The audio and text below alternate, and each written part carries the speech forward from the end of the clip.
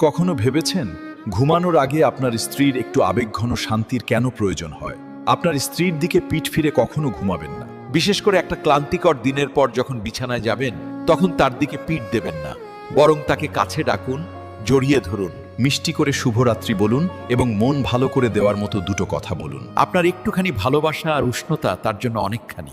একজন স্ত্রীর মানসিক শান্তির ততটাই প্রয়োজন যতটা পুরুষরা প্রায় বুঝতে পারে না। ঘুমানোর আগে তার এটা অনুভব করা দরকার যে আপনি তার পাশে আছেন, কারণ রাতের এই মানসিক নিরাপত্তাই তাকে সারাদিনের জন্য সুরক্ষা দেয়। প্রিয় রাসূল বলেছেন, তোমাদের মধ্যে সেই সর্বোত্তম যে তার স্ত্রীর কাছে উত্তম। তাই ভালোবেসে তার হাত ধরুন, তাকে আপনার বাহুডোরে জড়িয়ে নিন, এমন কোনো ভালোবাসার কথা বলুন যা তার হৃদয়কে শান্ত করে। কারণ কখনো কখনো ভালোবাসার একটি ছোট্ট কাজ সারাদিনের ক্লান্তি এবং দূরত্ব মুছে দেয়।